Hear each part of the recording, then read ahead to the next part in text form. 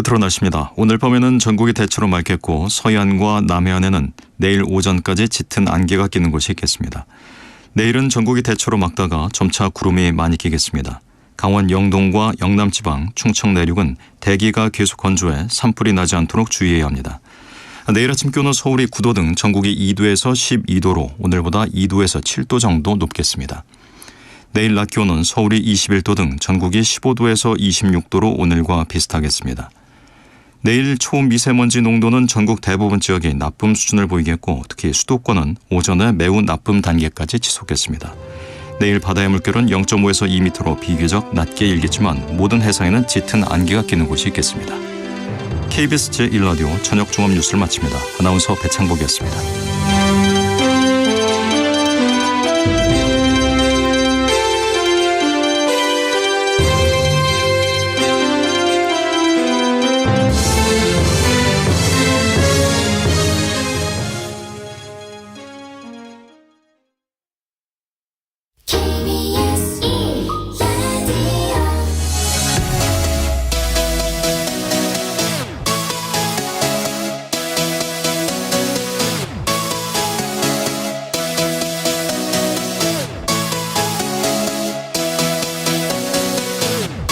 KBS 열린 토론.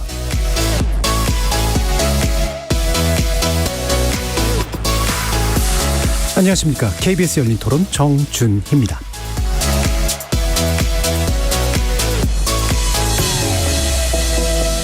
오늘 KBS 열린 토론은 미디어 비평 코너 좋은 언론, 나쁜 언론, 이상한 언론으로 여러분을 만납니다.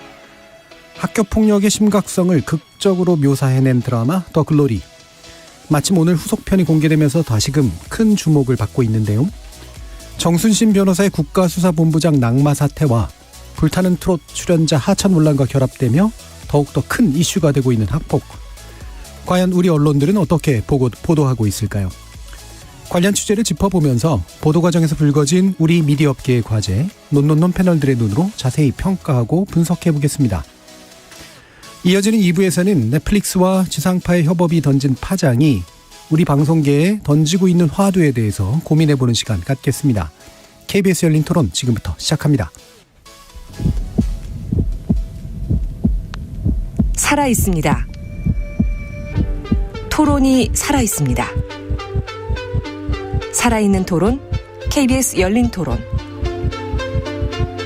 토론은 라디오가 진짜입니다. 진짜 토론, KBS 열린 토론.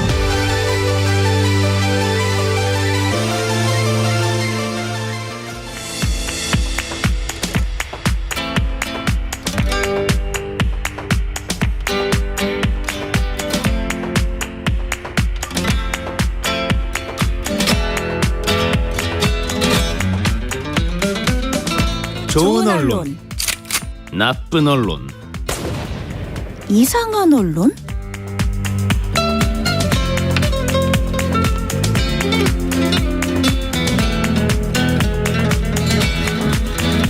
논논논 함께해 주시는 세 분의 전문가 소개해드리겠습니다. 이정훈 신한대 리나시타 교양대학 교수 나오셨습니다. 안녕하세요. 미디어 정책 전문가 정미정 박사 함께하셨습니다. 안녕하세요. 민동기 미디어 전문기자 자리해 주셨습니다. 안녕하십니까.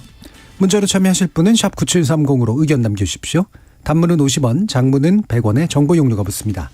KBS 모바일 콩과 유튜브를 통해서도 무료로 참여하실 수 있습니다. 자, 좋은 보도, 나쁜 보도, 이상한 보도 중에 가장 먼저 보통 나쁜 보도를 하게 되는데요. 일단 정미정 박사님께 부탁드립니다. 한번 소개해 주시죠. 네, 이 사안에 대해서는 뭐 예상하시다시피 나쁜 보도들이 아주 다양한 유형으로 등장을 하고 있습니다. 근데 제가 이제 주목하고 있는 이 사안에 대한 나쁜 보도의 경향은 일단 한 가지가 있는데요. 그러니까 제가 소개드릴 기사들하고는 이제 좀 다른 내용입니다. 이제 제가 말씀드리고 싶은 이 문제에 있어서의 어떤 나쁜 부분은 그 부분입니다. 이 사건을 정리를 해보면 일단 학교 폭력이라는 행위가 있었잖아요. 사건이 있었습니다. 그럼 학교 폭력 얘기가 있고 그다음에 이제 정순신 변호사가 했던 행동이 있죠. 이 부분은 이제 그 제도적인 측면하고도 또 밀접히 연관이 될 겁니다. 그리고 저는 빼놓을 수 있는 게 이 세 번째 부분인데요. 세 번째는 이 정부의 인사검증의 문제입니다. 예, 예. 네, 사실 인사검증 과정에서 걸러내지 못했던 문제점이 이후에 학교폭력에 있어서 이 문제가 불거지면서 인사검증 문제는 뒷전으로 빠지게 되면서 학교폭력에 좀 더 집중을 하게 되는 경향을 많이 나타내고 있는데요. 그러니까 그렇다고 해서 뭐 학교폭력 문제가 그냥 넘어가도 될 정도로 가벼운 문제라고 생각하지는 않습니다. 그러니까 당연히 집중해서 보도를 해야 되는 것도 맞고 이 부분에 대해서 이제 권력자였던 그렇죠 검찰의 고위 간부였으니까요. 그 아버지가 정순신 변호사가 당시에 했던 어떤 법적인 대응 문제 그다음에 그로 인해서 벌어졌던 여러 가지 또 피해 그리고 그렇기 때문에 더욱더 우리가 짚어볼 수밖에 없는 제도적인 문제. 예. 그 부분은 분명히 저는 다루어야 된다고 생각합니다. 하지만 무엇보다도 어쨌든 인사검증 문제를 벗어나서 이 부분을 다룰 수는 없다는 것이죠. 예. 근데 지금 이 사안을 보도하는 언론의 어떤 경향들은 나누어 보면 학교폭력 문제, 그다음에 지금의 어떤 현황 또 다른 사례들이 충분히 많이 다루어지고 있습니다. 그리고 정순신 변호사가 당시에 검사로서 했던 어떤 행동에 대한 문제, 그래서 제도 개선에 대한 문제도 일정 정도 또 다루어지고 있습니다. 하지만 그만큼의 비중으로 다루어졌어야 되는 인사검증 문제에 있어서의 비판적인 접근이나 이 부분을 언급하는 기사를 거의 찾아볼 수 없었다는 점이 저는 이 부분을 다루는 우리 언론에서 가장 나쁘다고 할 수 있는 심각한 문제였다라고 생각하고 있습니다. 예. 그러니까 그 부분을 충분히 다루지 않았다라는 부분이 가장 나빴다라고 일단 저는 정리하겠습니다. 예, 어쨌든 전반적인 이 이슈에서 관련된 여러 가지 내부 이슈들이 있는데 그 내부 이슈의 분배가 좀 잘못되어 있는 측면들이 분명히 있었다. 이게 네. 일단 한 가지 지적하시는 거네요. 네. 예. 그래서 일단은 그 부분을 지적하고 싶고요. 그다음에 두 번째로는 그래서 그러면 학교 폭력에 대한 전반적인 문제를 다룬다고 했을 때 그 부분에 대한 언론 보도들은 대부분이 올바랐는가라는 부분을 이제 또 살펴볼 수 있을 텐데요. 사실 학교 폭력이다라고만 한다면 굉장히 광범위한 어떤 영역이 또 있게 됩니다. 그래서 다룰 수 있는 문제들도 굉장히 많고요. 제도적인 개선의 문제를 포함해서 그다음에 실제로 벌어졌던 일에 대한 사실 확인도 또한 필요하겠죠. 그래서 국회의원들 간에 어떤 설전도 있었고 국회에서 또 여러 가지 사실 확인 절차가 이루어지기도 했었습니다. 네, 그럼에도 불구하고 다수의 보도가 특정한 어떤 경향을 보이고 있었는데 나쁜 사례로 볼 수 있을 만한 기사를 제가 한 3가지 정도를 가져와 보았습니다. 네. 첫 번째는 한국일보의 3월 9일자 기사인데요. 제목이 이렇습니다. 보이스 레코더 추천 좀. 연이은 학폭 논란에 녹음기 수소문하는 학부모들. 이건 뭐 제목이 많은 것을 말해주고 있습니다. 실제로 학교 폭력이 광범위하게 확산되면서 부모들이 이렇게 녹음기까지 찾을 정도로 지금 상황이 심각하다라는 이야기를 담고 있는데요. 그렇다고 해서 지금 보이스 레코더를 사고 있다는 그 행위에 대해서 이렇게 구체적으로 계속 세밀하게 다루는 것은 과연 올바른 태도인가라는 문제의식을 일으키게 하는 기사였다라고 볼 수 있을 것 같습니다. 그리고 두 번째는 이 기사는 이제 제가 가져온 기사는 이겁니다. 집 문 따고 들어와 때리고 물건 가져가기도. 육갯잎. 중학교 3년간 당한 학폭 고백. 제가 가져온 건 이건 이제 세계일보의 3월 8일자 기사인데요.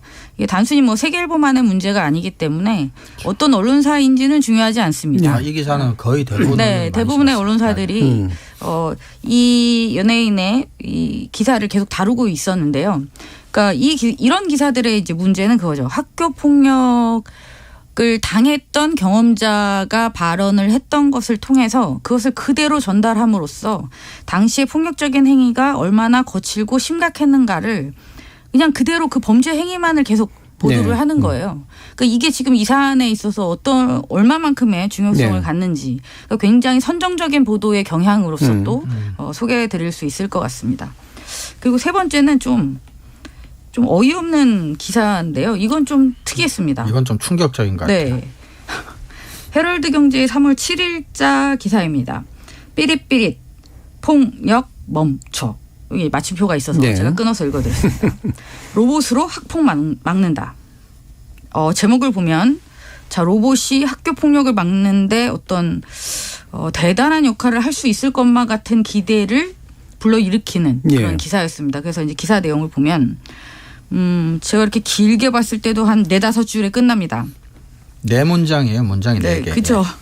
문장은 4문장이에요. SK텔레콤이 순찰 로봇을 네. 이제 개발했다는 거고요. 네. 그래서 연내 상용화에 나설 거라는 일종의 소개 기사입니다. 네, 그래서 홍보성 기사네요. 네, 네. 시범 테스트를 하겠다는 이 내용이 그냥 전부입니다. 이게 네. 대체 학교 폭력과 어떤 관계가 있으며 그다음에 이 로봇이 실제로 학교 폭력을 막는데 어떠한 기여를 할 수 있을지는 전혀 상관이 없어 보이는 일종의 광고성 정보를 담고 있는 기사였다라고 볼 수 있겠습니다. 예. 사실 저는 이제 이렇게 그냥 사례로 샘플로 한 3가지 정도를 소개시켜 드렸지만 이 이외에도 나쁜 보도는 매우 많았습니다. 예. 그러니까 전반적으로 보면은 그래서 되게 좀 뭐랄까 이렇게 반응에 호들갑스러운 반응이랄까 이제 뭐 필요한 반응일 수도 있겠습니다만 그걸 지나치게 자세하게 소개만 하는 그다음에 연예인 위주의 가십성 선정주의 보도 그다음에 엉뚱한 홍보성 기사가 이제 일종의 파도타기라 그래야 되나요? 파도를 타고 같이 뭔가를 하는 이제 그런 것들이 좀 있었다라고 지적을 해주셨네요. 자, 이종 교수님. 예, 저도 그 좋은 기사를 제가 이번에는 그 배당이 돼서 그걸 찾는 와중에 저도 한 번씩 이렇게 갸우뚱했던 기사들이에요. 아, 뭐 이렇게. 근데 이런 유의 기사들이 아까 정 박사님도 말씀했지만 여기 언급된 꼭 이 언론사에서만 이게 보도가 나온 건 아닌데 그러니까 전형적으로 본질과 상관없는 이제 파도를 탄다고 말씀해 주셨는데 그냥 노젓는다고 네. 몇 개 더 네. 붙여 올린 기사들이 들어올 때. 전형적인 것 같아요. 그래서 보이스 레코더든 뭐 로봇이든 육갯잎이라고 하는 인플루언서든 사실 학폭의 본질과는 크게 상관은 없는 예. 네, 그런 뭐 연관지어서 클릭을 뭐 받고자 만들어진 기사들이 아닌가 싶은 그 정도 예. 기사인 것 같습니다. 요즘 보면은 이제 그 언론사나 이런 데서 요즘 실시간 그 검색어는 이제 상대적으로 좀 약해지긴 했지만 그래도 계속해서 이런 키워드나 이른바 해시태그를 붙일 만한 그런 것들에 연관해서 기사를 쓰는 이런 행태들이 그대로 드러나는 그대로 거겠죠. 드러나죠. 예. 그러니까 사실 학교 폭력은 이미 그 보도를 언론사들도 관심을 기울여서 한 지는 네. 꽤 오래 됐습니다. 제가 좀 요즘 들어서 좀 이해가 안 가는 거는 이 정도 이제 학교 폭력 문제가 거의 뭐 화두가 됐잖아요. 예. 굳이 정순신 변호사 사태가 아니더라도 학교 폭력 문제는 사안이 발생할 때마다 언론들이 주목해서 보도를 해온 그런 이슈였거든요. 근데 이 정도 되면은 저는 언론사 내부에서 그냥 단순히 뭐 교육부를 뭐 출입을 한다든가 정부 부처를 출입을 한다든가 뭐 교육부 담당 기자라든가 이런 쪽으로 할 문제는 아니고요. 예. 이 학교 폭력 문제를 전문적으로 이제 검증을 할 수 있는 어떤 이슈가 발생을 했을 때, 그러니까 학교 폭력이 발생한 지는 꽤 오래됐고 이게 구조적인 문제라는 거는 사람들도 어느 정도 아는 거 아니겠습니까? 그런데도 불구하고 이게 왜 계속 나오는가? 그러니까 이거를 이제 언론들이 천착을 해야 된다라고 생각을 하거든요. 그러면 적어도 이 문제를 전담할 취진을 별도로 좀 꾸렸어야 되지 않나. 이게 단발성 기사가 계속 나올 수밖에 없는 거는 그렇게 언론사들이 이 문제를 주요하게 안 보고 있다. 그러니까 결국에는 불거질 때 이 사안을 커버하고 또 그냥 잠잠해지면은 그냥 이제 평상체제로 출입 체제로 넘어가는 이런 시스템이 계속 작동이 되다 보니까 저는 이게 보도에서도 별로 개선이 안 된다라고 생각을 하거든요. 그러니까 마찬가지로 지금 정미정 박사님께서 쭉 세 유형을 꼽아오셨잖아요. 이게 어떻게 한심한 듯 보이지만 지금 언론사 이 내부적으로 편제되어 있는 이런 취재 시스템 출입처 상황에서는 어쩔 수 없다고 봅니다. 저는 이거는. 네. 그러니까 이런 유형이 이제 사실 이 사안에다가 학폭 말고 딴 거를 갖다 붙여도 똑같이 반복될 거라는 얘기죠. 그렇죠. 제가 참 답답한 게 일부 기사에서도 소개가 되던데요. 학교 폭력 문제는 지금 변호사 집단에서는 시장이 형성됐잖아요. 네. 학교 폭력을 전담으로 하는 변호사 집단, 그런 회사, 그것을 전문으로 하는 변호사들이 시장에서 나름 뭐 수요 공급을 이제 맞춰가고 있단 말이죠. 그 정도로 형성이 되고 있으면 저는 언론도 지금 기자님이 말씀하신 것처럼 어느 정도 대응반 정도는 마련이 돼서 그 정도의 전문성은 가지고 접근을 하는 게 맞지 않나. 그렇죠. 어떻게 시장에서 이미 장사가 이렇게 활성화되고 있는데 언론이 더 늦을 수가 있을까요? 네, 정말 답답한 일입니다. 네. 장사를 하려면 이제 진지하게 하는 것보다는 이렇게 이제 틈 타서 끼워 넣기 하는 게 훨씬 수익성이 높아서겠죠. 그러니까 사실 변호사들이나 법조계에서는 그게 이제 돈으로 연결이 되다 보니까 시장이 형성되고 거기에 맞는 어떤 팀이 구성이 되는 거 아니겠습니까? 근데 이제 언론사 입장에서 보면은 돈이 안 돼서 안 한다는 말씀이세요? 안 해서 안 된다라기보다는 왜 갑자기 굉장히 노력과 비용과 이런 그 시간 뭐 이런 것들이 많이 투자를 해야 되는 네, 그런 투자 대비 수익이 약하다는 얘기죠. 우리가 이제 사실은 자주 얘기를 했던 건데 교수님 말씀하셨다나 사실은 학폭 빼고 다른 걸로도 마찬가지 패턴인데 아까 말씀하신 본질이 이제 두 개가 제일 중요하잖아요. 인사검증도 그렇고 그다음에 저는 그 정순신 변호사가 이거를 법적으로 끌고 가면서 가해졌던 피해자에 대한 예. 이것들이 근데 꼭 이 문제뿐만 아니라 보도를 좀 찾아보니까 그게 사실은 학폭 피해자한테 가장 큰 괴로움이더라고요. 예. 재판 과정이 400일, 500일씩 지속되면서 계속해서. 근데 저는 이 부분이 사실 굉장히 본질이라고 봐요. 저는 물론 이제 인사검증도 중요는 한데 인사검증은 꼭 학폭이 아니더라도 인사검증은 항상 중요하게 다뤄져야 될 이슈지만 근데 이게 꼭 단순히 이제 돈이 안 된다고 말하면 좀 단순화시키는 거고 근데 이게 본질은 시간 대비 뭐 여러 가지 뭐 해야 되고 또 이제 권력과의 관계도 있고 여러 가지 고려될 것들이 너무 많은데 그것도 한 클릭 이것도 한 클릭이라는 거죠. 그러니까 그런 차원의 문제 그런 점에서는 사실 우리가 저번 방송에서 다뤘던 네이버가 이제 조금 더 심층적인 보도에 뭔가 플러스 알파를 주는 시스템 같은 것들은 그래서 필요한데 근데 오늘 주제는 아니지만 이후에 또 언론들의 반응 보니까 그게 또 지나치게 뭐 네이버가 언론을 간섭하는 거기 때문에 또 반대하는 뭐 이런 식의 목소리도 있더라고요. 근데 그런 제도가 갖춰지지 않으면 잘해도 한 클릭 못해도 한 클릭이라고 한다면 사실 이런 식의 기사가 양산될 수밖에 없는 거죠. 예. 사실. 저도 이렇게 학교 폭력 보도를 쭉 찾다가요. SBS가 보도하는 것 중에 눈에 띄는 게 하나 있긴 했습니다. 그러니까 정부가 교육부가 어찌됐든 학교 폭력이 발생을 하면 그거를 뭐 고등학교별로 이를테면 뭐 자사고, 일반고 뭐 이런 걸로 이제 다 통계를 내더라고요. 데이터를 다 냅니다. 맞아. 그럼 이제 그거를 바탕으로 SBS가 쭉 이제 분류를 한번 해본 거예요. 통계적으로. 그래서 뭐 자치구별로 어디가 더 많고 네. 이런 것까지 딱 분류를 했더라고요. 전수조사를 한번 했더라고요. 전수조사를 한 것까지는 저는 좋았는데 그런 통계를 바탕으로 언론은 한 단계 더 들어가야 되는 거지 않습니까? 거기서 끝이었어요. SBS 네. 보도. 그게 약간 안타깝긴 했는데 네. 그 정도 통계가 확보가 됐으면은 저는 언론사 취재진이라면은 아까 말씀드렸다시피 그러면 이게 각 구별로 무슨 특징이 있는 건지 그리고 뭐 자사고라든가 특목고라든가 이런 데서 더 많이 발생을 한다면은 네. 그 이유가 뭔지 이런 것들에 대해서도 이제는 한 단계 더 들어가야 될 타임이라고 보는데 사실은 거기서 그쳐가지고 조금 안타깝긴 했습니다. 예, 네. 예. 보통 이제 통계에서 그런 거를 기술적 통계라고 그러는데 네. 그러니까 일단 데이터는 받아놨어. 그래서 그걸로 써. 근데 사실 그 이상 해야 되는 건 해석하고 이제 네. 거기서부터 이제 분석하고 시작인데 원인 찾고 사실은 그렇죠, 그런 그렇죠. 건데 그런 것들을 잘 안 했다는 거죠. 자, 그러면 정미정 박사님 정리해 주시면. 저는 여전히 인사검증 문제가 배제돼 있었던 보도 경향 문제가 가장 심각했다라는 말씀을 반드시 좀 드리고 싶습니다. 사실 학교 폭력 문제는 지금 우리도 계속 얘기를 하지만 이 사안에서 특별히 불거진 문제라고 할 수는 없고 굉장히 불행한 일이지만 이미 우리의 일상적인 어떤 문제로 깊숙이 들어와 있잖아요. 그렇다면 이 주제를 이렇게 사안별로 그다음에 범죄 행위에 대한 구체적인 묘사 정도에 그치는 것이 아니라 좀 더 집중해서 다뤄야 할 문제다라는 말씀과 함께 여전히 배제되고 있는 인사검증 문제에는 그러니까 인사검증에서 분명히 부실함이 있었기 때문에 이런 문제가 나타나는데 인사검증 문제에 대해서 책임을 져야 될 사람들이 오히려 학폭 문제를 근절해야 된다라는 마치 그 문제를 해결할 주체인 것처럼 나서고 있는 것도 저는 상당히 말이 안 되는 부분이 많다고 생각하거든요. 그 부분에 대한 지적은 반드시 필요하다. 그래서 앞으로라도 그러한 논의가 지속되었으면 좋겠습니다.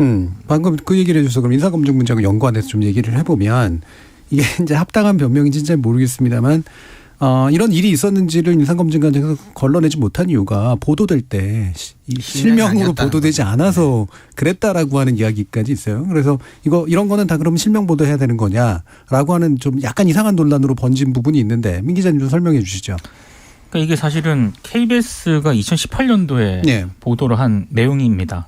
그때는 이제 뭐 민족 사관고라는 어떤 고등학교 명도 안 들어왔었고 정순신이라는 그런 당시에는 검사였죠. 이런 실명들이 다 이제 익명으로 이제 처리가 된 보도였는데 어찌됐든 학교 폭력 문제가 발생을 했고 이게 상당히 심각한 내용이었다.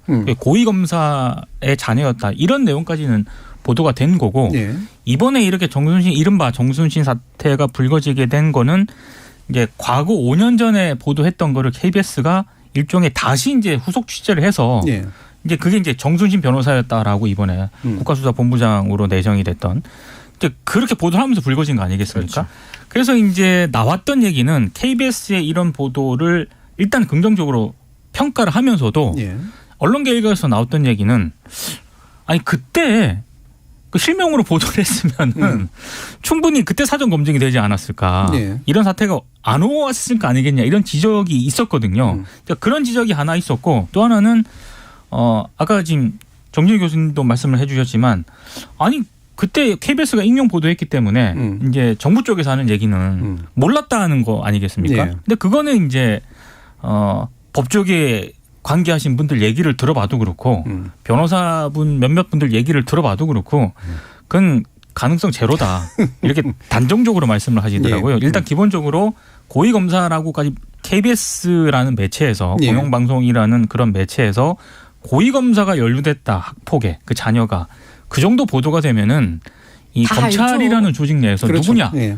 법무부에서 일단 파악을 하라고 네. 이제 내부적으로 지침이 내려간다는 겁니다. 그러니까 그걸 몰랐다는 건 말이 안 된다는 거고요. 근데 다만 그 부분에 대해서는 한번 고민을 할 필요가 있는 것 같아요. 그러니까 미디어 오늘도 이제 이 내용을 보도를 하긴 했었는데 공인의 실명 보도는 어디까지 네. 이게 가이드라인이 있어야 되는 것이냐.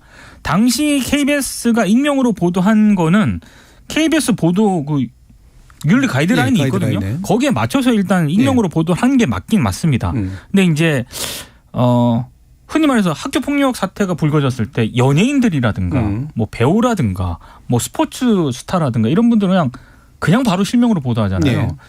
근데 이제 고위공무원이라든가 이런 분들을 보도할 때는 굉장히 또 신중하게 보도하는 측면이 있거든요. 그래서 이거는 명확하게 좀 기준을 설립할 필요가 있다. 이런 얘기가 지금 나오고 있는 겁니다. 예. 여러분들은 어떤 생각을 하시는지 한번 얘기 한번 들어볼게요. 그런데 일단 언론에서 실명으로 보도하지 않아서 검증을 못했다는 건 말이 예. 안 됩니다. 그렇죠. 그거는 이제 뭐 코미디를 예. 접고. 또 인사검증이 뭐 언론 보도 하나만 갖고 합니까? 그런데 예. 실명 보도를 어디까지 할 것이냐라고 했을 때 사실은 뭐 외국 학계에서는 통상적으로는 공인이라고 이제 보통 얘기하는데 공인의 가장 좁은 범주는 이제 공무원입니다. 공직자들. 그리고 이제 공직자가 공직 행위 중에 벌어진 일과 연관됐으면은 이제 반드시 실명으로 보도를 하는 것에 있어서는 이제 문제가 없는데 이 경우는 재판을 받고 있는 당사자가 미성년자고 하니까 그런 거고 그의 아버지가 공인인 거 공무원인 건 맞지만 예. 이제 이 학폭 자체와 연관성이 이제 불분명하니까 그런 건데 근데 저는 만약에 당시에 정순신 변호사가 당시 이제 검사로서 법지식이나 법기술을 활용해서 아버지로서 아들을 고의적으로 뭔가 좀 뭐 이렇게 끌기 위해서 그런 했었다면 저는 아버지 이름은 공개하는 것은 저는 가능한 게 아닌가 윤리적으로도 네. 뭐 여전히 미성년자 아들의 이름은 뭐 어떻게 네. 공개하지 않는다 하더라도 저는 그 정도까지는 할 수 있을 거라고 봐요. 예. 저는 개인적으로. 정미정 박사님. 저는 사실 이전 보도에 있어서도 그렇고 지금 우리가 집중해야 될 문제는 실명에 있지는 않다고 생각하거든요. 이전에도 이제 고위 간부인 검사가 뭐 아버지였고 이렇게 대응을 했다라는 게 이제 기사가 났어요. 그러면 저는 그 내용이 오랫동안 지속적으로 보도가 되었어야 된다고 봐요. 그 행위가 어떻게 이루어지고 있고 그로 말미암아 피해 학생은 어떤 처지에 놓여 있고 가해 학생은 어떻게 되었고 그럼 후속 보도가 당연히 따랐어야죠. 그래서 어떻게 됐는지. 근데 그런 이야기가 없고 단발성으로 끝났기 때문에 저는 그 사안 자체에 집중해서 보더라도 좀 문제다. 그러니까 애초에 인사검증을 그것 때문에 못했다는 것은 거짓말이다. 그다음에 두 번째는 학폭을 다루는 데 있어서 실명이냐 비실명이냐를 떠나서 지속적이고 꾸준하게 그 사안에 천착할 필요가 있었다라는 부분. 예. 두 번째 부분을 정말 더 강하게 지적을 하고 싶고요. 그다음에 세 번째로 말씀드리고 싶은 거는 저는 가능하다면 실명을 사용하지 않는 것이 나쁘지는 않다고 봅니다. 예, 실명을 기본 어떻게 원칙은. 써야 되느냐에 따라서는 그리고 논쟁의 여지가 있고 어디까지 쓸 거냐 말 거냐도 마찬가지로 논쟁의 여지가 있다고 생각하고 저는 그것을 나누는 데 있어서 제가 특별하게 개인적으로 어디까지는 해야 된다라고 주장하고 싶은 영역 또한 별로 이렇게 예. 없습니다. 하지만 한 가지는 말씀드리고 싶은데요. 연예인이나 스포츠 선수에 대한 실명이 언급되는 것은 그들이 딱히 힘을 가지고 있지 않기 때문이에요. 예. 그러니까 그거는 언론이 가지고 있는 가장 비겁한 행태 중에 하나죠. 만만하게 보는 가장 약체라고 보는 어떤 대상들에 대해서는 그렇게 전혀 윤리의식이나 기준이나 가이드라인이나 분명히 존재함에도 불구하고 공인이기 때문이다라는 되지도 않을 명분을 내세워서 인권 침해라는 부분에 있어서 전혀 문제의식 없이 보도를 하고 있는 경향, 그것을 막을 수 있다면 저는 전반적으로 다 비실명이 가는 게 오히려 맞다고 봅니다. 예. 근데 이런 것 같아요. 저는 두 가지 이슈가 있다고 보는데 우리가 여기서 공인 실명 보도라는 얘기를 지금 하고 있잖아요. 근데 이 보도의 대상이 이렇게 재판이라든지 또는 명예훼손의 소지가 있는 경우와 일반적으로 공인을 우리가 보도할 때 네. 실명 그건 좀 다른 얘기인데 일반적으로 공인에 대한 보도를 할 때는 공인이고 공적인 일이고 하면 저는 당연히 공개하는 게 맞고요. 그리고 근데 이제 문제는 이제 재판이라든지 이런 부분인데 사실은 이게 무죄 추정의 3심제를 가지고 있기 때문에 우리가 이걸 조심해야 될 이유는 사실은 하나가 뭐냐면 우리나라 안 그래도 검사가 피의자 단계에서 되게 많은 정보들을 언론에 흘려서 그게 이제 최종적으로 대법원에 가서 무죄가 나고 나면 언론은 아무런 책임을 안 져요. 근데 그때까지 되고 나면 이미 이 피의자는 누명을 벗었으나 이미 뭐 인생은 명예는 거의 망가지고 난 다음이니까 이제 이런 것들 때문에 1심 단계에서 특히 재판도 시작하기 전에 피의자 상태에서 실명이 공개되는 것은 그건 공인이 아니냐고 상관없이 굉장히 위험한 일일 수가 네. 있기 때문에 좀 조심해야 될 필요가 있는데 저는 뭐 그런 부분이 아니라면 그런 게 있고 또 하나는 뭐냐면 그 학술적으로 봤을 때는 저는 연예인이 공인인지에 대해서는 저는 동의하지 못하는 부분들이 좀 있습니다. 예, 예. 뭐 팬들이나 어린 팬들에게 미칠 사회적 영향력이 크다는 것과 연예인이 공인이냐 그건 조금 저는 다른 차원의 문제인 것 같고요. 예. 그리고 오히려 저는 언론이 더 주목해야 될 것들은 공인 실명 보도가 아니라 취재원 실명 보도 좀 했으면 좋겠어요. 예, 알겠습니다. 자, 그럼 이 부분에 대해서 민동기 기자님도 의견 주시면서 이게 그래서 이제 연예인들 지금 불타는 트롯맨에서 이제 나타나는 현상인데요. 황영욱 씨 어떤가요? 이게 과연 어느 정도까지 실제로 보도가 이루어져야 되며 어느 정도까지 이게 아직 명확하지 않은 상태에서 이제 방송사가 걸러내야 되고 또는 당사자가 스스로 책임을 져야 되는가 이런 문제까지 또 포함해서 한번 얘기를 들어보죠. 그러니까 저도 고민을 좀 해봤는데요. 네. 당시 2018년도에 KBS가 이 첫 보도를 했을 때 그 첫 보도는 익명으로 하는 게 맞다고 생각을 네. 합니다. 왜냐하면 일단 정순신 변호사의 아들이 일단 학폭 사건의 주인공이었지 않습니까? 네. 그러니까 정순신 변호사가 어느 정도로 이 문제를 뭐 개입을 했는지 이런 부분들에 대해서는 명확하지 않은 그런 상태였거든요. 그러니까 그런 사건이라면 당사자가 아니기 때문에 자녀 문제이기 때문에 저는 익명으로 일단 그 첫 보도는 익명으로 가는 게 맞다라고 보는데 제가 좀 아쉽게 생각하는 거는 이게 당연히 이제 어떤 기자의 촉이라는 게 있지 않습니까? 그 아버지가 고위 검사입니다. 그럼 이 사건을 후속으로 어떻게 취재를 할 것인가, 네. 어떻게 처리를 할 것인가를 아까 정유정 박사님도 말씀을 하신 것처럼 좀 더 관심을 기울였었어야 된다라고 봐요. 그래서 네. 그게 확인이 되면 전 그때부터는 실명으로 고위 검사가 아니라 정순신 검사라고 실명을 딱 언급을 하고 나가는 게 맞다고 보거든요. 네. 근데 이번에 그 텀이 너무 길었다. 예, 이번 KBS 보도는 칭찬할 만하지만 그 중간에라도 뭔가 추적 보도를 했었어야 되는 게 아닌가. 예, 이런 생각이 좀 들고요. 연예인 문제는 저도 저 정유정 박사님도 그렇고 이 교수님하고 같은 생각입니다. 연예인은 공인이라고 저는 생각 안 하거든요. 그냥 유명인이고. 유명이죠. 예, 그 유명인이라는 이유 때문에 언론들이 그냥 무대뽀로 보도하는 경향이 있거든요. 예. 그러니까 그런 부분들에 대해서는 그러니까 고위 공무원에 대해서는 굉장히 신중한데 예, 스포츠 스타라든가 연예인에 대해서는 오히려 신중해야 될 때 그냥 막 보도하는 경향이 있기 때문에 그런 최소한의 기준점을 좀 설정할 필요가 있는 것 같습니다. 그러면 이 황영욱 씨 관련된 문제는 이게 이제 참 두 가지 안이 있는 것 같아요. 그러니까 나한테 폭력을 행사했던 주체가 저렇게 나와서 막 되게 인기를 얻고 막 되게 큰 어떤 보상을 받고 있는 걸 볼 때의 그 피해자의 마음은 아마 찢어지겠죠. 그렇죠? 찢어지죠. 네.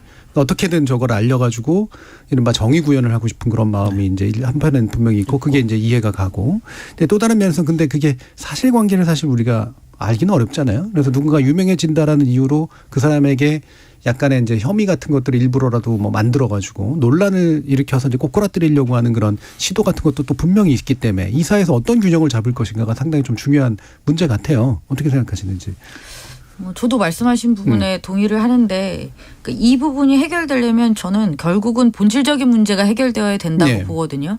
애초에 그러한 가해 행위가 일어나지 않도록 그걸 막는 거 말고는 사실 뾰족한 수가 없을 것 같아요. 그러니까 이게 예. 지나치게 교과서적이고 원론적인 이야기가 될 수도 있겠습니다만 실제로 이제 벌어진 일이 어떤지를 알 수 없는 상황에서 그것들을 어떻게 방송사나 뭐 이런 데서 그걸 다 검증을 할 수가 있겠어요. 네. 그러면 결국 사후적으로 어떻게 대처를 할 수밖에 없는데 그럴 수밖에 없는 또 대중들의 마음을 방송사가 최대한 헤아려서 대처를 적극적으로 해야 된다라는 정도의 수준이 저는 일단은 최선일 거라고 보고 예. 그렇기 때문에 이 학교 폭력과 관련된 제도적인 문제는 더욱 더 빠르게 개선이 되어야 한다. 그래서 학교라는 현장에서 벌어지고 있는 폭력 행위를 어떻게 막을 수 있는 것인가에 온전하게 집중을 하지 않는 한 이 문제는 저는 해결되기가 어렵다고 봅니다. 예. 이 교수님. 저는 그 민 기자님께서 하신 말씀 중에 약간의 답을 찾을 단초 같은 건 있을 것 같아요. 근본적인 해결이 아니라 우리가 어떻게 대처할 것이냐에 대한.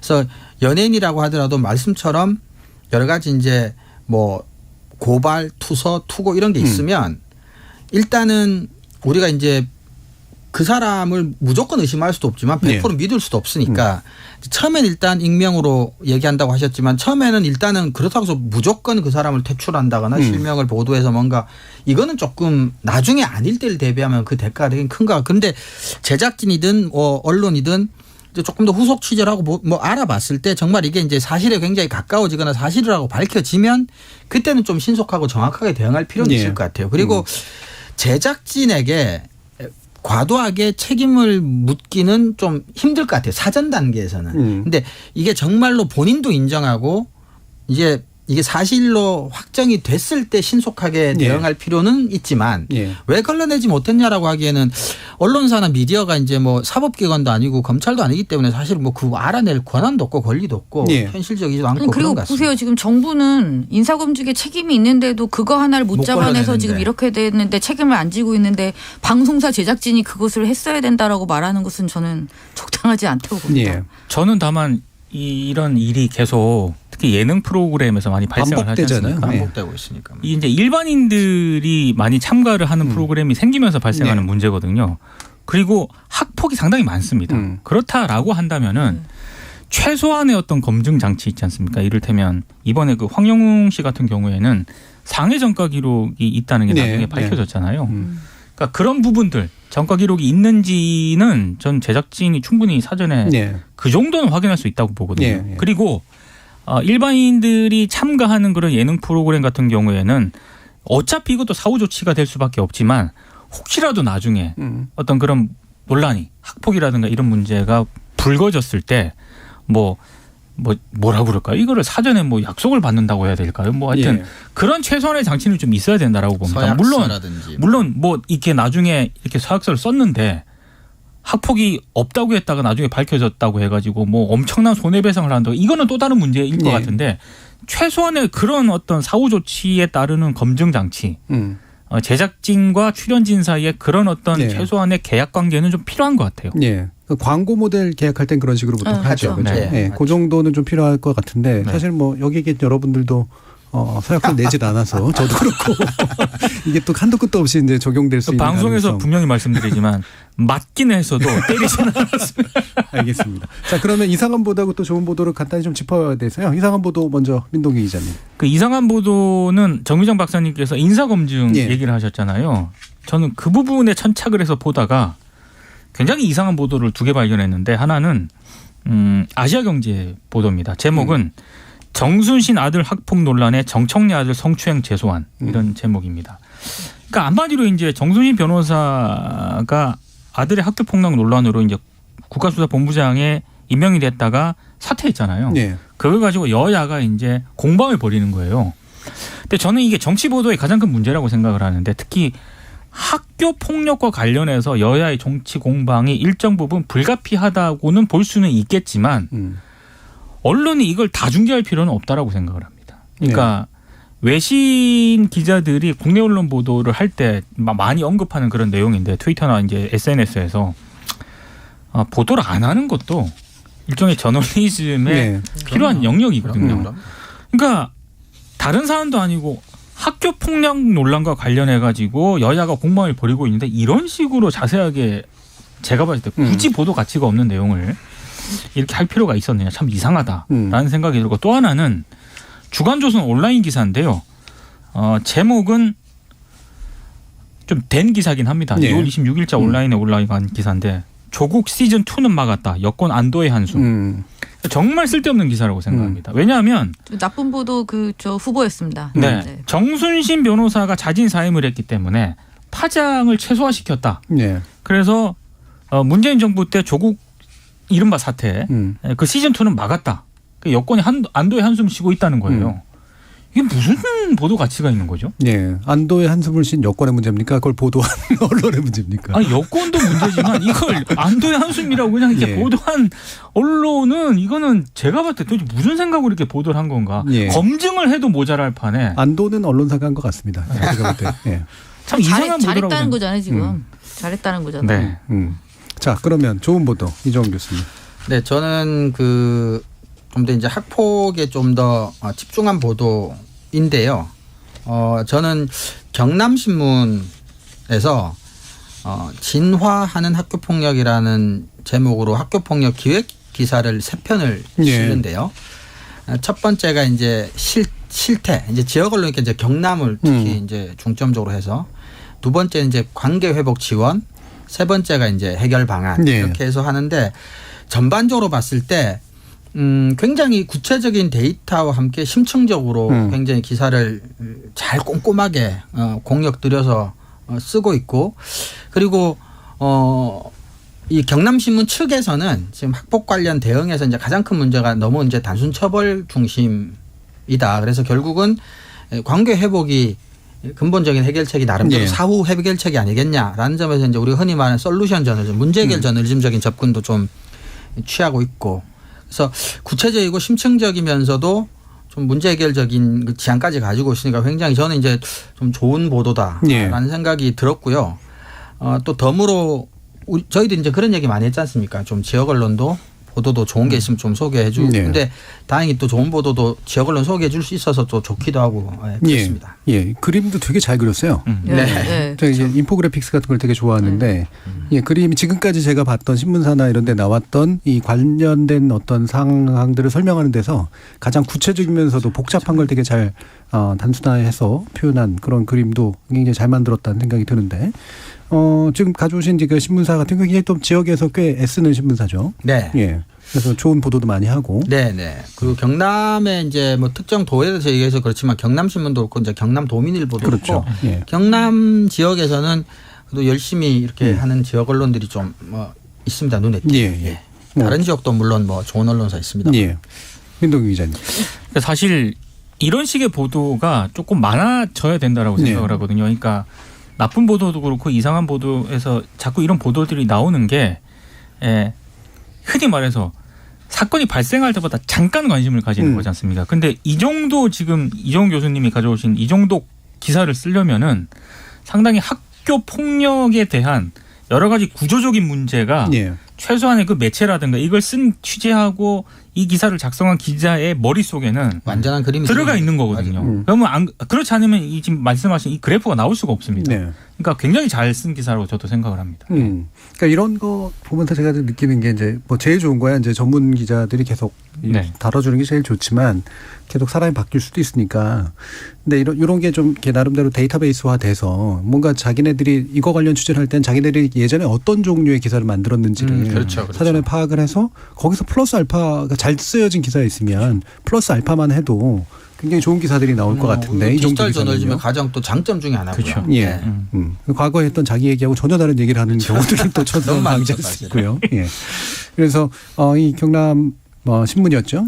이 기사 같은 경우에는 여러분들도 한번 잘 참조해 보시면 우리 학교 폭력 관련된 보도가 어떤 것들을 좀 시행했으면 좋겠는가라는 부분을 좀 참조해 볼 수 있는 그런 좋은 사례였던 것 같습니다. 자, 1부를 통해서 학교 폭력 관련된 최근의 보도와 함께 인사검증 문제에 있어서 어떤 부분들을 제대로 좀 짚었어야 했는가라는 데 대한 이야기를 여러분들과 함께 나눠봤습니다. 여러분은 지금 KBS 열린 토론과 함께하고 계십니다. 토론이 세상을 바꿀 수는 없습니다. 하지만 토론 없이 바꿀 수 있는 세상은 어디에도 없습니다.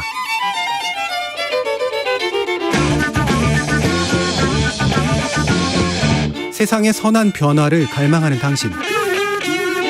정답이 아니라 질문의 힘을 믿는 당신. 우리 KBS 열린 토론에서 만납시다.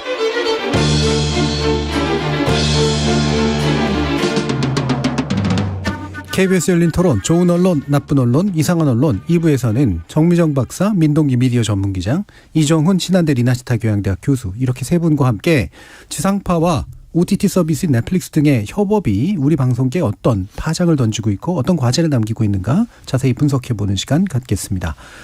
자, 뭐 이 넷플릭스 이야기는 저희가 뭐 자주 좀 얘기를 하게 될 수밖에 없을 정도로 중요한 어떤 이슈를 던지고 있는데 과거에는 주로 이제 드라마였고 최근에 예능으로 좀 퍼졌다가 교양 다큐 쪽에서도 지금 새로운 면모들이 좀 나타나고 있죠.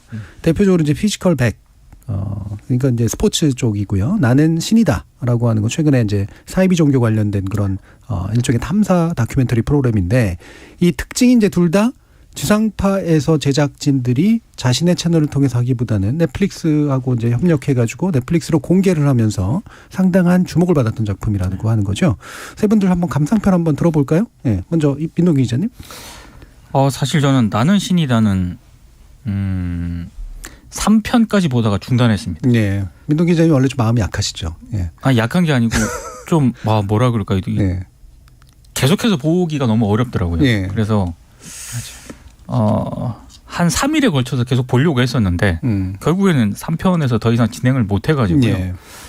좀 보기가 힘들었고 그래서 아마 얘기를 하더라도 제가 본 한 3편 중반 정도까지만 본 것 얘기를 말씀을 드리면은 보통 이 정명석이라는 사람과 관련해서는 SBS 그것이 알고 싶다에서 오랫동안 그랬죠. 이 문제를 다뤄왔었고요.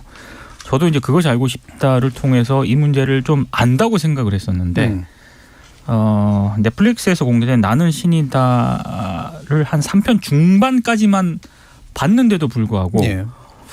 모르는 게 더 많았구나라는 생각이 좀 들었습니다. 의외로 피해자들이 생각했던 것보다 더 많았고 네. 그 피해의 강도가 매우 심각했다 이렇게 생각이 좀 들었고요. 그리고 이제 MBC의 그 피지컬 관련 그 부분은 듬성듬성 봐서 제가 이게 쭉 보지는 못했고요. 예. 듬성듬성 봤는데 그런 생각이 좀 들었습니다. 예. 이게 MBC에서는 절대 전파를 못 하겠구나. 그러니까 MBC뿐만 아니라 지상파를 통해서는 이거는 내보내는데 한계가 있겠다. 예. 그래서 어떤 플랫폼을 바꿔서 지상파 예능 PD들이라든가 이런 분들이 시사교양 PD들이 가지고 있는 어떤 갈증 이런 게 스테이션을 바꾸든지 아니면 여러 가지 이제 지상파에서 하지 못한 거를 이쪽을 통해서 좀 표현해보고 싶은 그런 욕구가 있는 게 아닐까라는 생각이 좀 들었습니다. 피지컬북은 왜 지상파에서는 못 틀 것 같다고 보신 거예요? 어느 정도는 틀겠지만 넷플릭스 공개된 그 정도의 어떤 그런 화면과 돌리고 계세요. 그러니까 무슨 말을 하고 싶으신 거예요? 왜? 그러니까 아무래도 이제 그 적나라하게 나오지 않습니까? 뭐가? 몸매라든가 피지컬이라든가 이런 게 또 부딪히기도 하고 이러는데 그런 거를 아마 지상파에서는 좀 PD들 스스로 제약을 하려는 어떤 그런 게 있을 거예요. 제가 이제 얘기하고 싶은 거는. 근데 씨름 못 보시겠네. 그러니까 이제 넷플릭스 같은 경우에는 이게 씨름은 괜찮은데 피지컬이라는 어떤 주제를 가지고 만약에 그 넷플릭스에 있는 거를 MBC나 지상파에서 방송을 했다. 저는 상당한 뭔가가 뭔가가 언론이 또 문제를 지적할 수도 있을 것 같고 근데 넷플릭스 때문에 오히려 그런 부분은 없었던 것 같아요. 전반적으로 좀 이렇게 약간 그 두 가지 프로그램 다 지상파에선 참 다르게 어려운 수위로 다뤄졌다라고 좀 보신 것 같습니다. 정미정 박사님. 저는 피지컬백은 신나게 열심히 잘 봤습니다. 되게 좋아했다고 제가 들었습니다. 아주 좋아했나 보네요. 처음 나왔을 때부터 사방에 다 얘기하고 다녔죠. 피지컬백 봤어? 피지컬백 봤어? 피지컬백 일부 때랑 표정이 너무 다릅니다. 네. 그러니까 지상파에서는 남녀가 이렇게 그렇죠. 대결하고 이런 거는 거. 제가 봤을 때 지금 단계에서도 어려운 게 아닌가. 오히려 그 부분은 좀 사회적 논란을 좀 불러일으키죠. 실제로 논란이 있긴 있었는데 논란이 있었어요. 그런 얘기입니다. 그리고 프로그램에서도 한계는 확실히 있더라고요. 남녀가 그렇게 그럼요. 게 네. 좋은 선택은 아니었던 것 같아요. 저도 그거는 좀 무리였다라는 생각이 드는데 그럼에도 불구하고 저는 굉장히 재미있게 잘 봤습니다. 근데 나는 신이다는 유쾌하지 않죠. 이거는 저는 만약에 제가 이 직업을 가지고 있지 않았으면 절대로 보지 않았을 겁니다. 예. 저는 그것이 알고 싶다도 보지 않았었고 그때도 그래서 이번에도 이것을 안 보려고 애를 썼었어요. 다시 안 보려고 애를 쓰다가 봤는데 이게 이제 8부까지 있잖아요. 근데 사실 1, 2, 3부가 제일 악랄합니다. 예. 그러니까 기자님은 잘못 보신 거예요. 차라리 그 뒤가 더 나으셨을 거예요. 3부까지 버티셨을 네. 것까지. 아니, 다 볼 수 있습니다. 그 뒤는. 보통 시리즈를 볼 때 1부부터 보지 않습니까? 그렇죠. 그렇긴 하죠. 근데 이게 어쨌든 토막이니까 이게. 네. 근데 저도 1, 2, 3부만 봤어요. 1, 2, 3부만 정말 직업이라서 봤죠. 정말 꾹꾹 참으면서 봤고 그날은 밥을 먹을 수가 없었습니다. 아무래도 네. 여성이시니까 더 그런 면들이 있었겠죠. 정말 미칠 것 같습니다. 지금. 그렇죠. 이게 이제 내용이 좋고 나쁨을 떠나서 사실은 이제 그 자체가 견디기 어려운 경우들이 많죠. 이정훈 교수님. 저는 솔직히 말씀드리자면 두 작품 다 제대로 끝까지 보지를 못했습니다. 예. 다른 이유로 전혀 다른 이유로.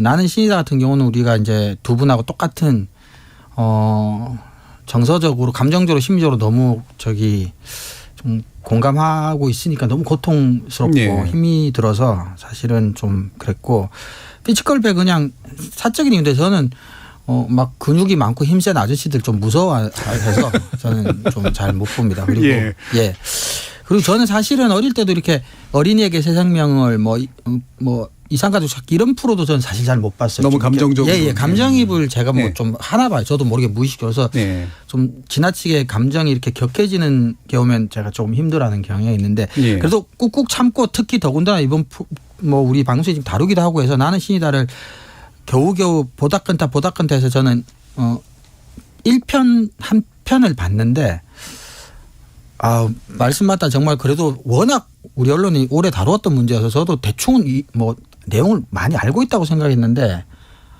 생각보다 굉장히 좀 심각한 문제더라고요. 다들 자체 심의를 굉장히 하고 있는 그런 분위기예요. 그러니까 뭔가 이렇게 표현하기도 굉장히 어려운. 그 정도로 이제 사실은 수위가 지상파에서는 도무지 다룰 수 없을 정도로 높았고 그 이유가 그게 이제 결국은 지상파는 이제 방송 심의라고 하는 굉장히 높은 기준도 있고 자체 기준들도 있고 더더욱이나 중요한 게 똑같은 내용이 나가더라도 지상파로 나가면 훨씬 논란이 많이 돼요. 여전히. 그렇죠? 기대감도 높기도 하고 약간은 보수적 기준을 좀 더 아무래도 지상파에 적용하는 그런 경향들도 있어서 그래서 이게 이제 산업적인 사안도 있고 내용물적인 그런 사안도 있는데 어쨌든 중요한 건 이게 지상파 쪽에 제작 역량을 가지고 있는 쪽이 지상파에서는 다루지 못하는 것들을 OTT를 통해서 다뤄보겠다라고 한 것의 첫 사례들에 물론 기존에도 있었긴 했습니다만 비교적 성공적인 사례에 해당하잖아요. 그렇죠. 평가를 좀 해봤으면 좋겠어요. 민동 기자님. 제가 이제 그 지상파 관계자분하고 얘기를 하다가 최근에 흐름이 이렇게 가는구나라고 느낀 게 그분이 그런 얘기를 한번 하더라고요. 그러니까 그 연예인들이 있지 않습니까? 배우분들이 얘기를 할 때 먼저 요즘에는 전제 조건을 내건답니다. 넷플릭스 이 프로그램, 이 드라마, 이 예능 넷플릭스 나가냐 이렇게 얘기를 먼저 물어본대요. 그래서 만약에 안 나간다 그러면은 굉장히 좀 이렇게 계약을 하는 데 있어서도 굉장히 어렵게 얘기를 진행이 된다고 하더라고요. 근데 넷플릭스 나간다라고 하니까 그냥 바로 일사천리로 진행이 되는. 세계적으로 얼굴을 비출 수 있는 기회라고 생각하니까. 그러니까 그렇게 지금 대세가 이렇게 흐르고 있기 때문에 저는 배우나 탤런트나 예능이나 이런 쪽에서 이 정도면 지상파에 종사하고 계신 기자, PD 또 시사교양 PD 다 마찬가지라고 생각을 하거든요. 지상파로서 특히 시사 프로그램이라든가 이런 사안을 접하는 특히 젊은 층들의 비율이 점점 떨어지는 그런 경향을 감안을 했을 때 충분히 OTT를 통해서도 저는 한 번쯤은 이렇게 협업이라든가 플랫폼을 다양하게 할 수 있는 그런 것도 충분히 대안이 될 수 있다고 생각을 합니다. 물론 그게 이제 지상파로 나갔을 때하고 OTT로 나갔을 때의 수위는 다를 것 같아요. 그러니까 거기서 오는 여러 가지 장점, 장단점도 있겠지만 저는 기본적으로 이번에 나는 신이다 같은 그런 경우는 새로운 시도, 물론 장단점이 또 있습니다. 제가 봤을 때. 근데 새로운 시도라는 점에서 일단은 실험적으로 여러 가지도 시도를 해볼 필요가 있지 않나 이런 생각이 좀 듭니다. 그러니까 이게 이제 장단점을 파악할 때 이게 똑같은 이유가 다 장단점이 되는데 표현상의 제약이 상대적으로 적다. 일단 장점으로 받아들여지죠. 이제 그러다 보니까 과하게 되는 경우도 물론 있고요. 도달 범위가 이제 넓다 보니까 아무래도 이제 그 영향력도 이제 훨씬 더 커질 수가 있는데 그러다 보면 또 취향을 정확하게 맞추기 어려운 그런 면도 있고 수익성을 높일 수 있는 가능성이 굉장히 있는데 또 그러다 보면 원래 채널이 굉장히 좀 허약해질 가능성 이런 것들도 있는 거고 이게 양면들이 다 있잖아요. 이종훈 교수님. 그 지상파 방송사가 과거에 가지고 있었던 이제 뭐 송출 네트워크 그다음에 제작 그다음에 보도 이거를 여전히 다 가지고 있으면서 매체력을 국민들에게 행사할 수 있는 시기는 이제 원튼 원치 않든 아니거나 아니게 되고 있기 때문에 뉴욕타임즈가 스스로를 우리는 그냥 컨텐츠 만드는 회사다라고 규정을 하는 것처럼 저는 지상파 방송사도 결국은 질 높은 컨텐츠를 만드는 회사다라는 식으로 정체성을 가져갈 수밖에 어차피 없지 않겠냐. 원튼 원치 않든. 그렇다고 한다면 그게 무엇이 됐던 MBC든 KBS든 SBS든 제작 역량을 동원해서 때에 따라 상황에 따라 주제에 따라 소재에 따라 만들어서 이 내용이나 수위나 여러 가지 주제나 제일 적합한 네트워크에 납품을 하는 형태로 가는 게 저는 사실은 방향은 맞다고 봅니다. 그러면서 내부에 있는 제작 역량을 계속해서 키워나간다는 방향을 가지고 대신에 이제 KBS 같은 경우는 조금은 뭐 사정이 다를 수 있을지 모르겠지만 오히려 KBS라면 훨씬 더 질 좋은 프로그램을 만들 수 있어야 된다라고도 보기 때문에 이제는 어디에 실리느냐는 좀 뭐 훨씬 덜 중요해지지 않았나. 그리고 오히려 이런 데서 성공해서 그걸 가지고 좀 더 좋은 프로그램을 만들 수 있는 게 된다면 저는 나쁘게 볼 건 하나도 없다라고 저는 개인적으로 생각합니다. 예, 정미정 박사님. 저는 이게 의미하는 바가 앞으로 정말 관심을 가지고 봐야 될 것 같은데요. 우리가 기대한 것보다 속도는 훨씬 빨라질 거라고 생각하는데 그게 일단 두 가지 측면을 말씀드리고 싶어요. 이종훈 교수님도 지금 말씀하셨지만 스스로 원하든 원하지 않든 그렇게 될 가능성이 높다라고 했는데 그럼 저는 원하는지 원하지 않는지도 생각을 해야 된다고 생각하거든요. 특히 우리나라 지상파 방송사가 공영방송이라고 축소하지 않더라도 그러니까 SBS를 포함한 지상파 방송사가 그동안 우리나라 미디어 영역에서 수행해왔던 일종의 어떤 공적인 역할들, 공적인 책무들이 분명히 있었다면 저는 그게 플랫폼 단위에서 실현돼야 될 부분이 분명히 있었다고 또 생각을 하거든요. 그러면 그것을 포기할 것이냐라는 문제는 분명히 있는 거죠. 지상파 서비스는 그럼 어떻게 할 것이냐. 네, 그렇죠. 그러니까 유튜브를 포함해서 이런 식의 뭐 넷플릭스 뭐 이런 OTT를 통해서 분명히 뻗어나갈 수 있는 가능성 많고 콘텐츠 생산 기지로서 우리나라가 가지고 있는 장점, 우리나라 특히 지상파 방송사들이 가지고 있는 장점은 굉장히 크다고 보고 있습니다. 저도. 하지만 그렇다면 스스로의 플랫폼은 이대로 그냥 포기를 할 것인지. 근데 여기서 또 중요해지는 게 이제 두 번째 문제로 자연스럽게 연결이 되는데요. 우리는 예능까지는 그게 이렇게 갈 수 있다고 보고 그래도 공영방송이나 뭐 이 다른 지상파들이 지키고 있는 영역이 뉴스, 시사 요 영역이었거든요. 근데 지금 시사 다큐의 가능성이 지금 열렸다고 본다면 그럼 뉴스도 마찬가지일 겁니다. 그러니까 해외에서는 사실 일부 시도되고 있죠. 그러면 그 일일 뉴스까지가 단숨에 넘어가진 않더라도 그러면 지금 뭐 정명석이라는 JMS 뭐 일부 사이비 종교에 대한 다큐가 이렇게 나갔다. 그러면 일상적인 우리나라의 정치 이슈에 대한 거라고 안 나가리라는 보장이 없죠. 그러면 엄청난 속도로 이쪽에 만약에 열린다고 보면 지금 정부가 고민하고 있는 방송통신위원회, 방송통신심의위원회의 구성 여야의 어떤 이게 얼마나 지금 정말 이게 안 맞는 거죠. 시대는 이미 저기까지 가고 있는데 그러니까 이 제도적인 논의 역시 이 추이에 맞춰서 좀 더 빠르게 그리고 조직 개편, 정부 조직 개편이라는 것도 좀 더 빠르게 이루어져야 돼요. 그러니까 지금 시사 다큐를 다루니까 바로 이제 기자들이 또 이걸 어떻게 바라보냐면 그럼 심의 문제는 어떻게 할 거야? 아니 그 기구들이 정리가 안 되고 법제가 정리가 안 됐는데 당장 심의부터 할 수는 없습니다. 그럼요. 네. 그러면 지금 우리가 이 국면에서 정책 단위에서 논의해야 될 게 너무 많아요. 그리고 지상파도 일부 PD들이나 제작 쪽에서 당연히 일종의 호식이 그다음에 기회가 열렸다는 것도 분명히 저는 긍정적으로 평가할 수 있는 부분이 있지만 지금 미처 우리가 깨닫지 못하는 너무나도 많은 요소들이 펼쳐져 있다. 예. 저는 그것을 누군가는 꼭 심도 있게 고민을 해야 된다고 봅니다. 예. 그래서 그런 제도적인 사안이 그래서 나머지 이야기들이 될 텐데요. 제도적으로는 준비가 전혀 안 돼 있는 네. 상태예요. 근데 그것의 일종의 해프닝을 보여주는 사례가 JMS 측에서 방송 금지 가처분 신청을 낸 냈죠. 케이스죠. 예. 네. 이걸 이제 기존의 지상파 방송과 비슷한 방식으로 이제 사고한 거라고 볼 수 있고 실제로 뭐 거의 패소가 이제 사실 거의 눈에 보듯 뻔한 그런 일이었는데 실제로도 그렇게 됐고요. 그러니까 이제 안 받아들였는데요. 예. 일단 안 받아들인 이유는 통상적으로 그 방송금지 가처분 신청을 할 때 예. 재판부가 내세웠던 논리랑 거의 비슷합니다.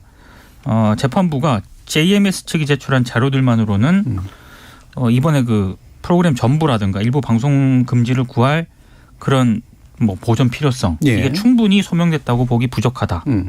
그리고 상당한 분량의 객관적 주관적인 자료를 수집해 구성했기 때문에 진실이 아니라고 단정하기 어렵다. 이런 네. 취지로 이제 기각을 결정을 했고요.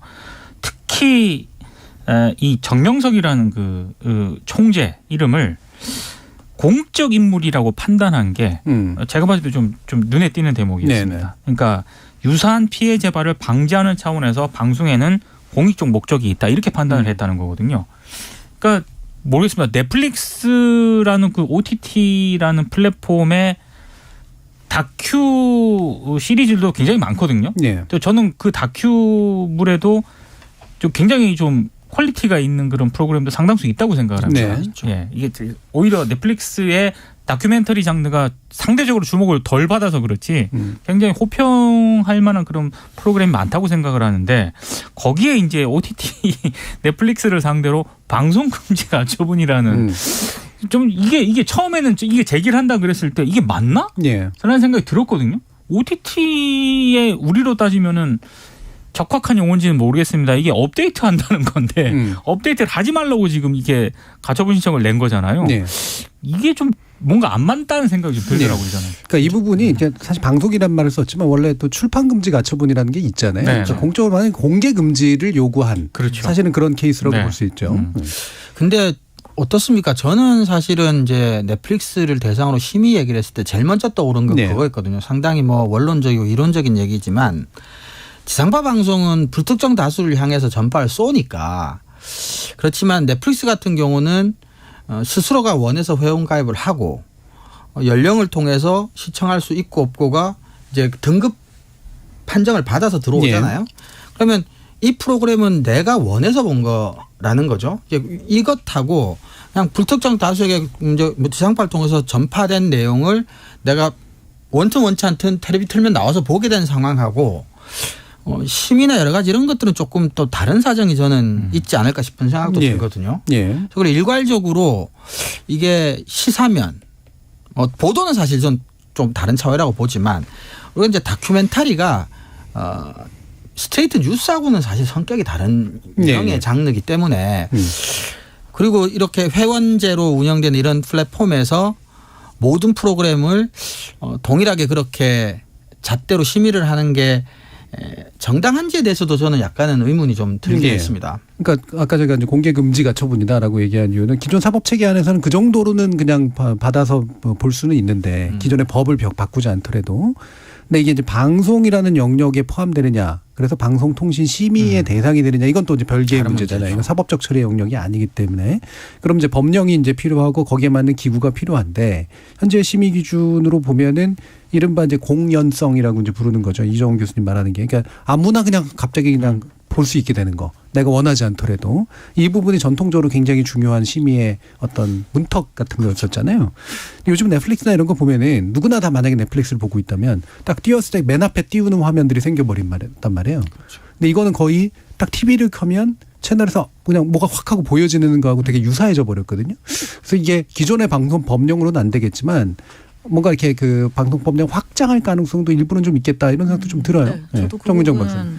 가능할 것 같습니다. 그리고 저는 이제 심의를 떠나서 이제 고민은 되더라고요. 이 나는 신이다를 보면서 그 다루고 있는 내용 소재가 특히 성범죄에 초점이 많이 맞춰져 네. 있었잖아요. 그다음에 정명석이라는 일종의 교주에 또 초점이 맞춰져 있고 그러다 보니까 사실 특히 성범죄를 다루는 그리고 또 뭐 성범죄뿐만이 아니라 범죄 행위를 다루는 수많은 다큐에서 하지 말아야 될 것으로 많이 이야기됐던 것 중에 하나가 범죄 장면을 지나치게 세세하게 묘사하지 말 것. 예. 그렇죠? 그래서 보는 시청자들로 하여금 그런 어떤 불쾌감을 너무 많이 갖게 하는 묘사를 하지 말 것. 그다음에 재연을 통해서 특히 그런 것들을 묘사하는 것은 많이 터부시 되어 왔었습니다. 네. 근데 이 나는 신이다를 보시면 아시겠지만 그 하지 말라는 모든 행위를 다 하고 있어요. 네, 범죄 행위가 굉장히 구체적이고 세세하고 반복적으로 묘사가 되고 있고 그리고 재현되고 있고. 그렇죠. 그다음에 재연이 되고 있죠. 재현되고. 배우들을 이용해서 당시의 상황을 굉장히 구체적으로 또 묘사하면서 재연이 계속 이루어집니다. 그다음에 모자이크, 그러니까 블러 처리가 되어 있지 않은 노출이 또 동일한 장면이 반복적으로 또 여러 번 계속 나오고. 또 제시되기도 하고요. 그래서 일부는 불필요하지 않냐, 이제 표현이 지나친 부분이 있지 않냐라는 지적도 또한 나오고 있는데요. 그래서 저는 그게 좀 고민이 되더라고요. 그럼에도 그 모든 지적도 다 일리가 있고 예. 함에도 불구하고 그리고 저도 문제의식을 느껴요. 그걸 굳이 이렇게 똑같은 화면을 반복해서 할 필요는 없지 않았나라는 생각도 하면서도 근데 또 이해가 되는 측면이 있는 거예요. 예, 예. 이 이슈를 다루면서 이렇게까지 표현하지 않았다면 그러니까 이 프로그램 특히 1, 2, 3부의 어떤 목적이라면 어떤 식으로라든지 시청자들을 최대한 끌어들여서 널리 알리는 것을 목적으로 할 때 이 기술적인 요 방법이 분명히 효과적이었다라는 예. 부분은 저는 인정을 합니다. 그리고 저는 제작자가 그 부분을 매우 많이 염두에 두고 제작을 했을 거다라고도 생각합니다. 그래서 물론 결과론적인 이야기일지 모르겠지만 저는 그 생각을 완전하게 거부하거나 반대할 수는 없다고 생각해요. 예, 예. 이 모든 무리수와 정말 구역질 나는 장면들에도 불구하고 그럼에도 저는 의미가 있었다라고 인정할 수밖에 없고 그다음에 이제 하지만 또 논쟁적이기는 하다라는 생각은 듭니다. 하지만 그럼에도 불구하고 제가 아쉬운 건 또 있거든요. 이 나는 신이다를 보면서 그 표현 방법이나 재현이나 그 모든 그릇되었다고 평가받았던 모든 방법들을 다 동원한 것을 일정 정도 그냥 수용한다고 치더라도 아쉬운 부분은 그 이외의 부분이 지나치게 많이 배제되어 있다라는 예. 부분이죠. 그 이외의 부분이요? 네, 네. 그러니까 그 이외의 부분이라는 것은 자 정명석이 감옥에 있을 때조차 가능했던 예. 범죄 행위, 그렇죠. 구조적인 도피의 문제는. 상황에서도 가능했던 그 행위들은 분명히 굉장히 굉장히 많은 수의 조력자들이 있었던 것이고 그러면 집단 범죄적인 성격이 굉장히 예. 강한데 그것을 이런 개인에게만 집중하는 것은 온당한가. 그다음에 이 돕는 세력들이 이 사회 각계의 지도층에까지 퍼져 있다고 한다면 그것은 어떻게 가능하며 그렇죠? 그다음에 그것이 지금 어떤 식으로 조직화되어 있고 그것이 어떻게 앞으로 또 흘러갈 것인가라는 부분은 결코 간과해서는 안 되는 부분이라고 보거든요. 근데 예. 그 부분은 철저하게 배제되어 있는 게 저는 많이 아쉬웠습니다. 예. 그러니까 상대적으로 이제 표현의 수위를 조절하는 것 문제 외에도 그러니까 부패나 권력적 부패나 비호 구조 같은 것들에 충분한 분량을 할애할 그렇죠. 수도 있었을 텐데 그건 왜 상대적으로 적었을까 그런 부분. 저는 그거는 그 넷플릭스라는 플랫폼을 선택을 했을 때 예. 당연히 그거는 한계가 있다고 생각을 합니다. 네. 특히 나는 신이다 같은 경우에는 뭐 취재를 한 제작진이 분명히 있었죠. 근데 있었지만 그런 구조적인 문제를 다 담기 위해서는 예. 그 나는 신이다에 투입됐던 제작진 정도만으로는 저는 그거를 담기는 어렵다고 생각을 합니다. 그래서 저는 제 생각도 이제 저는 3편 중간까지만 보다가 끝까지 보지는 못했지만 그 뒤로는 그런 부분까지 담아내려면은 그 넷플릭스라는 그런 어떤 플랫폼을 선택한 거는 일종의 저는 충격요법이라고 생각을 하거든요. 네네. 이 문제에 대해서 그렇게 관심을 가지지 않았던 사람들도 이런 일이 있었어라는 반응을 보였단 말이죠. 사회적인 환기는 확실히 된 것 환기는 같습니다. 확실히 됐어요. 굳이 말하면 이제 굳이 투자를 하려면 예, 그 맞습니다. 부분을 파는 것보다는 환기 쪽에 투자하는 게 낫다 이렇게 오히려 판단된다. 저는 이제 해석을 그렇게 했거든요. 예. 아, 넷플릭스라는 걸 선택을 했을 때 뭔가 스파크를 한번 치려고 했었구나라는 생각이 들었고, 사실 정미정 박사님이 말씀하신 저 부분을 공영방송이라든가 기존의 언론사의 보도국이 해야 되는 거죠. 그렇죠. 편집국이 해야 되는 것이고. 한 작품에게 너무 많은 걸 바랄 수는 없고요. 저는 근데 정미정 박사님 지적은 온당하다고 봅니다. 맞습니다. 예. 이제부터 다른 기성 언론들의 이제 몫이 됐는데 네. 이제 안타까운 거는 이제 우리나라 언론들이 이렇게 좀 협업하는 것에 좀 인색하고 남이 다른 언론사 해놓은 걸 좀 받아서 이어가는 것에 좀 인색해서 조금 뭐 안타깝긴 하지만 다른 언론들의 몫이라고 저도 그렇게 생각을 합니다. 예. 근데 이게 이제 그 안에 보면 오대양 사건도 있고 아가동산 사건도 있고 만민중앙교회 사건도 있는데 그 각각 약간 포인트들이 좀 다르거든요. JMS 같은 경우는 약간 성도착적인 그런 착취구조. 오대양 같은 경우에는 왜 이런 사건이 살이니까 아닐까 이 부분에 대한 약간의 미스테리적인 요소. 아가동산이나 만민중앙교회 같은 경우에는 그 안에 있는 이제 권력적 구조라든가 이런 부분들을 약간 포인트를 두었던데, 그래서 약간씩 다른데 결과적으로 전체적으로 비슷한 거는 이게 누군가의 비호에 의하지 않고서는 일어날 수 없는 불가능한. 일들인데 그 부분은 다 이제 빠져 있는 측면들은 좀 있긴 있어요. 근데 그게 우리 언론사들한테 던져주는 과제다라고 여러분들은 지금 해석을 하시는 거죠. 네. 홍 기자님.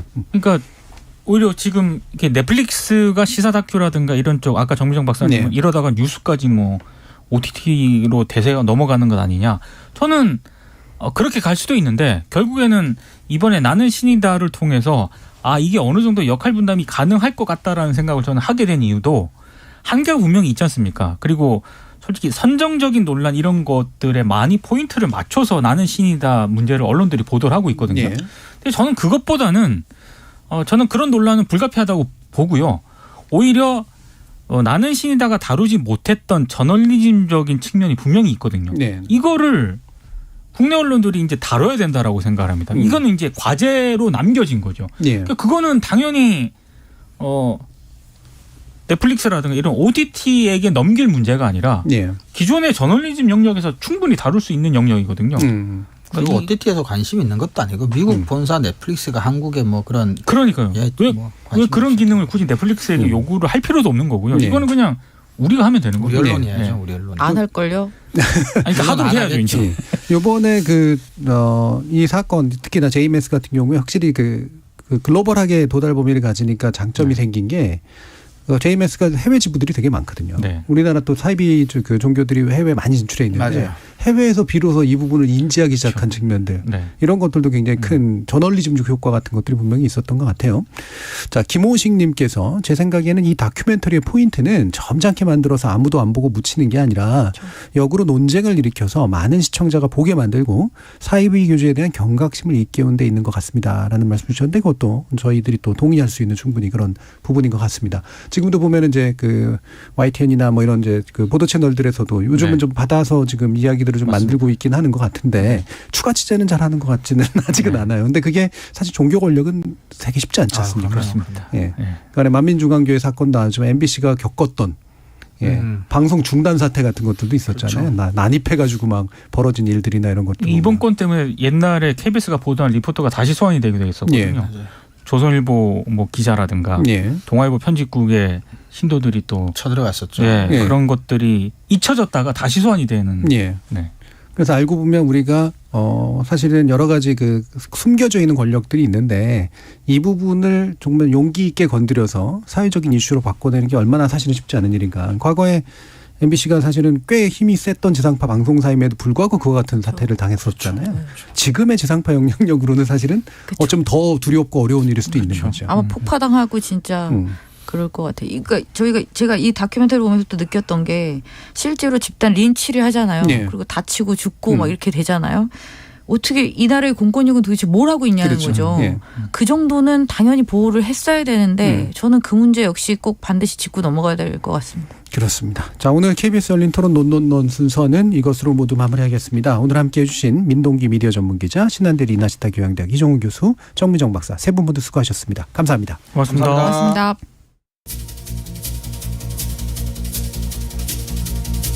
미디어는 세상을 비추는 거울입니다. 물론 아주 반들반들한 것만은 아니어서 때론 과장하거나 축소해서 왜곡된 상을 비추기도 하죠. 학교폭력같이 중요하지만 까다로운 이슈는 그나마 미디어를 통과해야 사회적으로 해결이 모색되는데 그 과정에서 혹시라도 과장이나 축소는 없었는지 살펴야 할 겁니다. 또 미디어에 등장하거나 그걸 다루는 사람들은 그런 무거운 책임을 짊어져야 마땅할 테고요. 저는 다음 주 월요일 저녁 7시 20분에 다시 찾아뵙겠습니다. 지금까지 KBS 열린 토론 정준이었습니다.